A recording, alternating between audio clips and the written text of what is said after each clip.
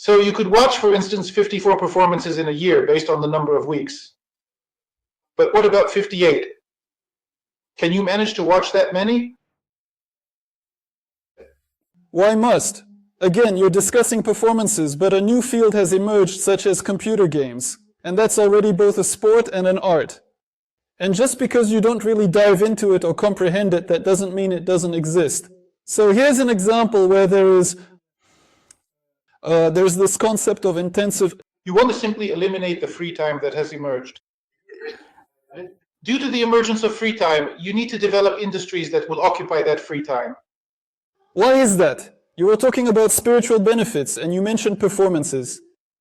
If I play a computer game instead of watching a performance, well, what's the... Will you grow spiritually, better yourself? Will a performance make me better?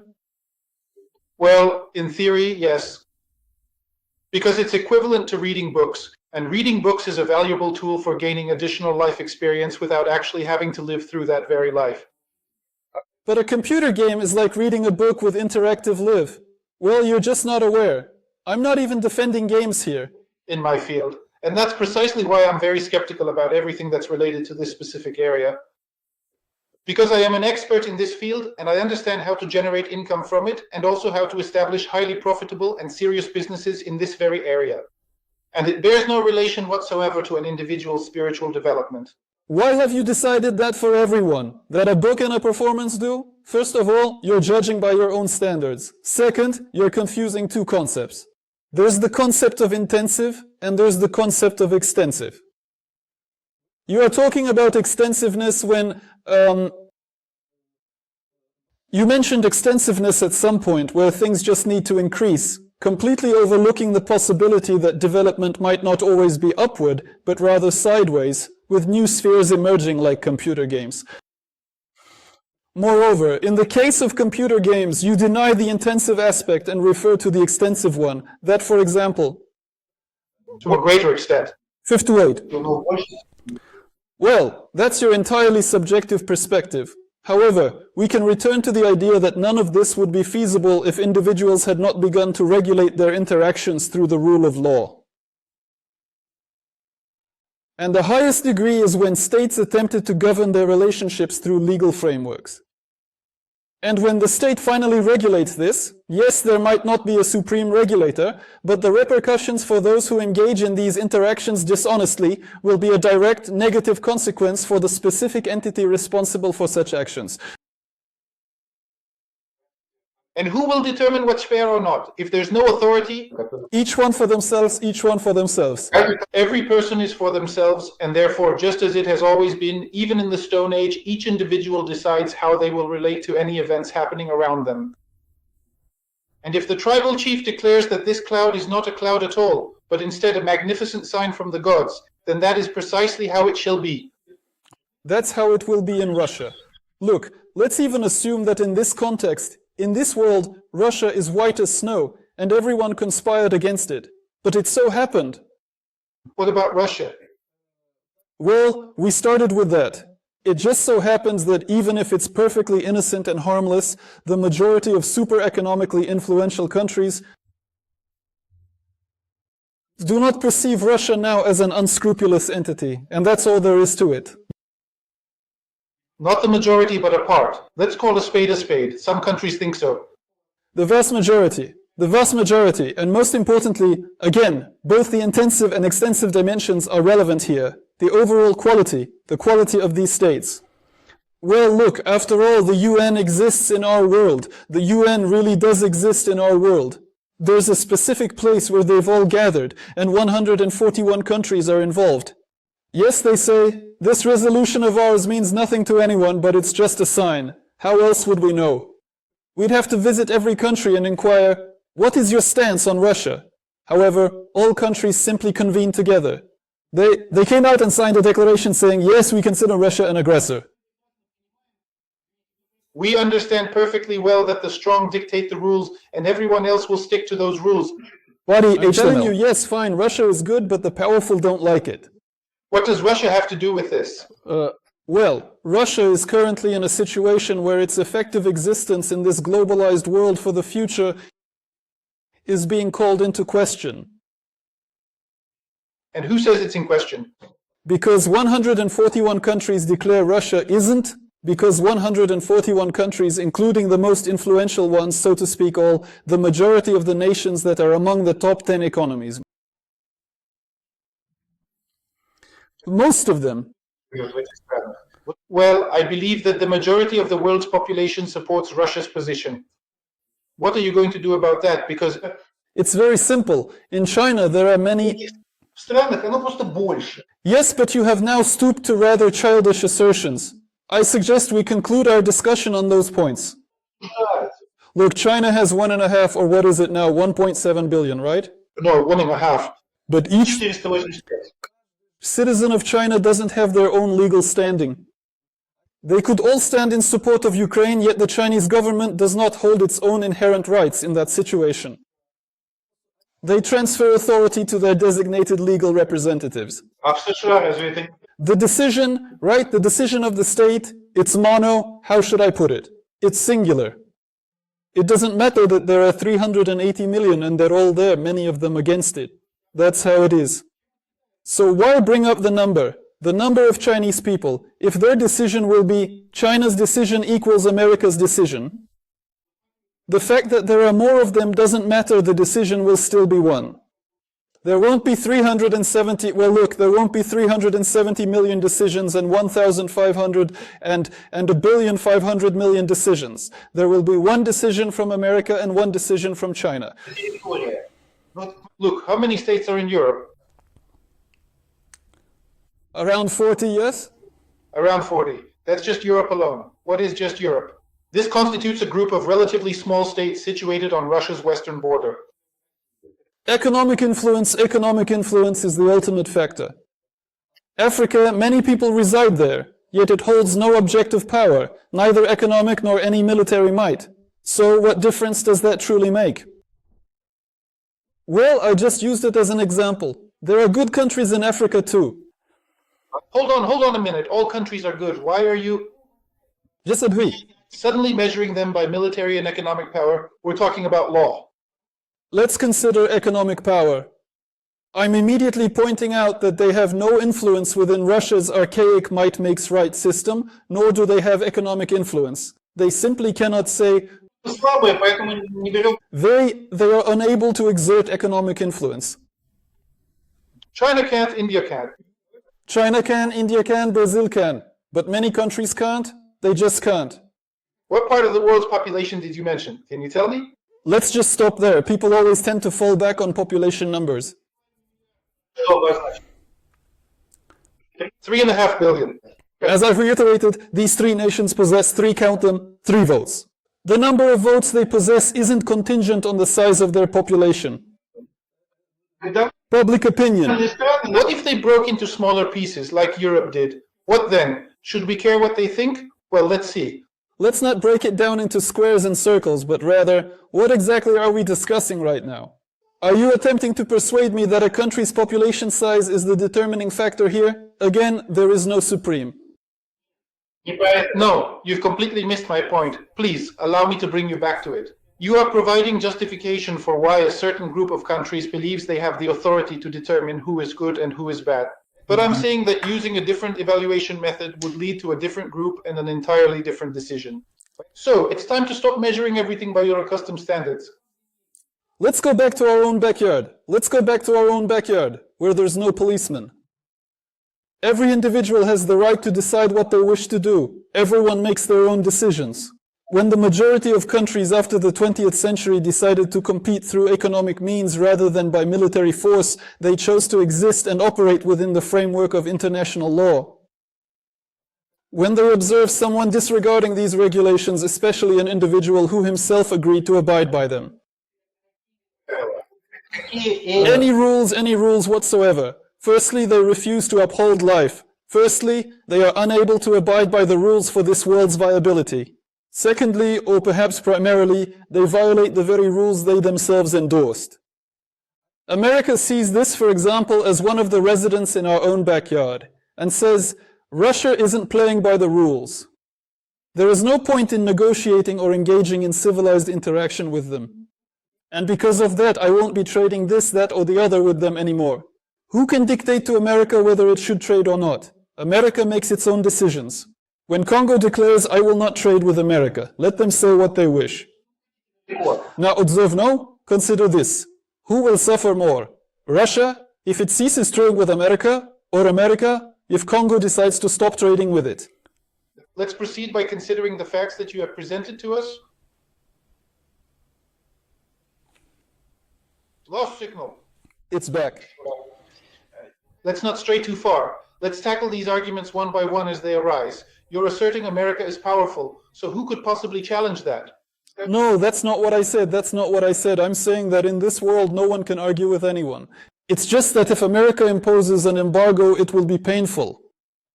If Congo imposes an embargo, no one will feel it. Not because America is so bad, but because Congo doesn't have a normal export-import economy. If America imposes sanctions and tells others, whoever doesn't comply, I'll sanction them too. And do you think that's normal? Why not?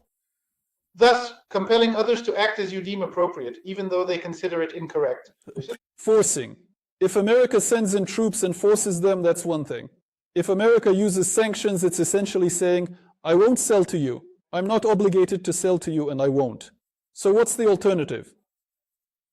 That's not how it works. I'm talking about secondary sanctions. Sanctions are a perfectly normal tool. Secondary sanctions are a tool of blatant coercion. What are secondary sanctions? For violating.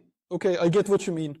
For instance, America states, should Chinese banks collaborate with Russian companies, then we'll disconnect them from SWIFT. Why not? It's not saying, we'll attack and shoot. It's saying, we just won't cooperate, we won't. Look, I'm going to tell you. These are the common rules that everyone abides by. But America declares, no, I don't like it. Therefore, those common rules... There's no international law. What common rules? We've no international law. But we've been discussing this whole time without international law is merely a formalized procedure for these interactions. What truly matters is the interactions themselves. Look, for instance, let's say I know of a restaurant, a company that isn't paying its dues. Sorry, so is there international law or not? International law serves to regulate interactions between nations. It does exist. It operates for those who have faith in it and adhere to its principles. That's unbelievable. So why should China, which believes in it and follows it, end up with its banks cut off from the SWIFT system?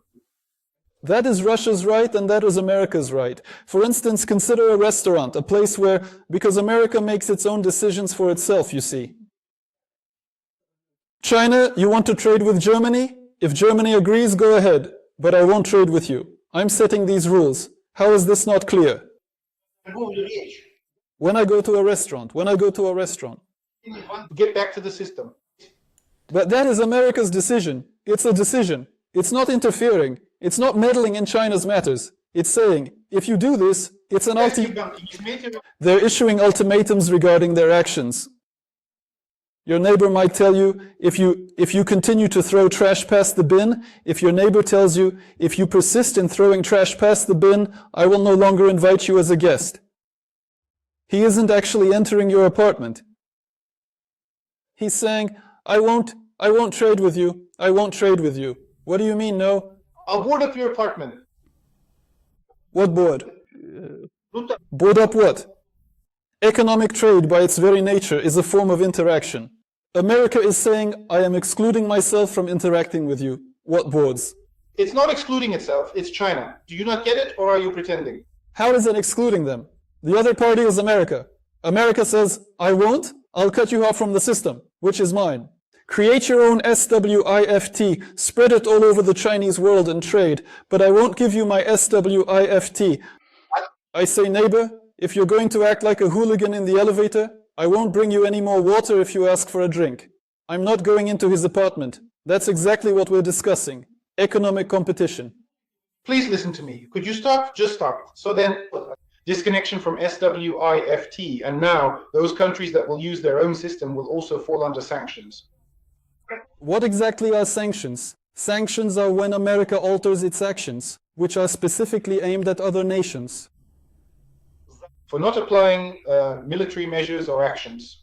What difference does the reason make? It doesn't affect countries. It alters its own stance toward them. If I choose not to buy from this particular store, I am not doing anything illegal to that store. I am just stating that I will no longer make purchases from you. You are selling goods that are under sanctions from companies that have remained in Russia. I will not be buying any goods from you. The store says, you bastard, you bought from us, it was good for us, and now you won't. But it's my decision. I'm changing my actions. How is it, Sanoch? What boards? You're pretending to deceive, but in reality. Let's end it here. Let's end it here. It's interesting how one can end. It holds no interest for me. You're simply word-mongering, just talking nonsense at this very moment.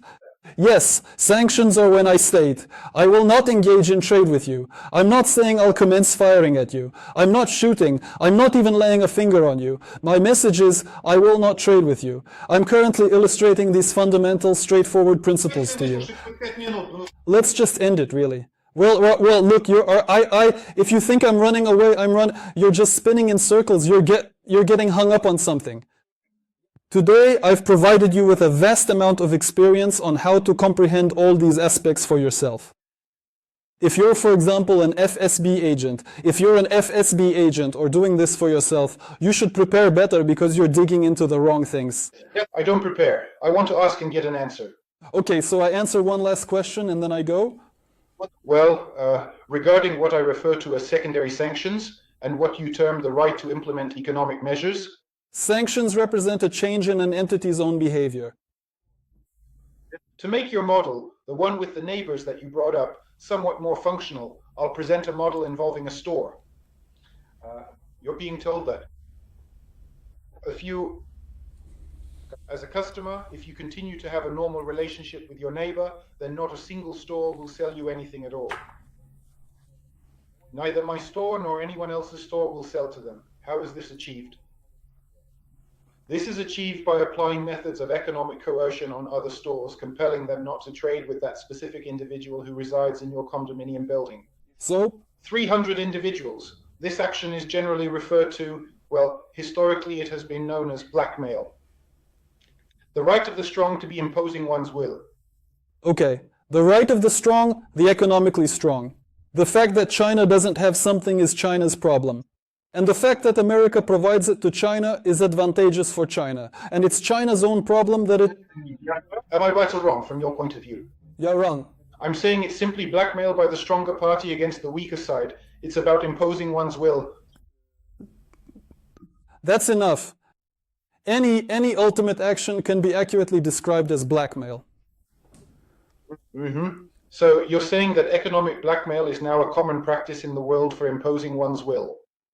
Blackmail is practiced everywhere. One could argue that a store is refusing to sell me a loaf of bread, essentially using that loaf of bread to blackmail me, forcing me to pay for it. Can you truly call that blackmail? No, you can't. Why not? Well, he's forcing me. I need bread and he won't give it to me. He says pay up. China needs SWIFT, and they're told don't aid Russia, which is bombing Ukraine and questioning our entire legal framework. Is that their right? Yes, it is. The bread. The store refuses to sell bread, claiming that if you don't purchase sausage from me as well, then I will not sell you the bread.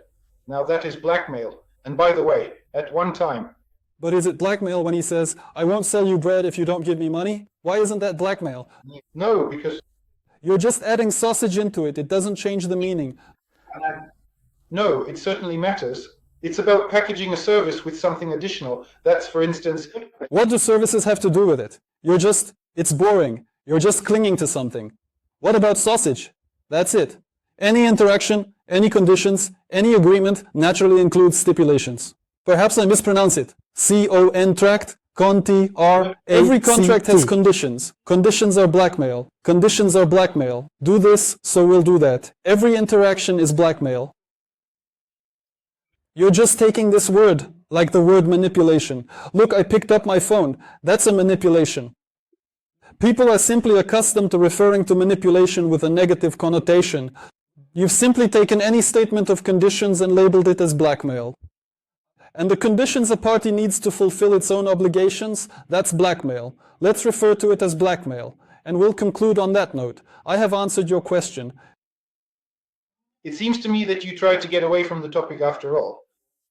I'm trying to leave because, as I said, you're getting hung up on details. We're discussing if progress and international law exist, what condition. We are discussing, you see, basic constants. Of course, this pleases me because the fundamental constants are on my side, and it turns out I'm simply telling you, well, 2 + 2 = 4. It's nice for me that I'm winning, but I'm not interested in proving that 2 + 2 is 4. Perhaps we can meet again sometime in the future. You can do some reading, and it will be interesting. I want to let you go precisely because it's your first time. But I have to go now. I really do. I can already feel it. As I said, this isn't interesting.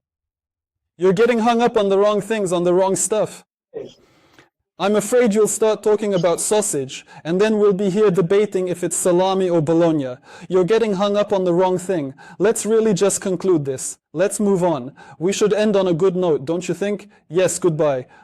We got nowhere useful. We were discussing that. We established 2 + 2 is 4. It was pleasant, but now it's old. It seems to me that you just don't quite grasp that. I don't feel that way. Goodbye then.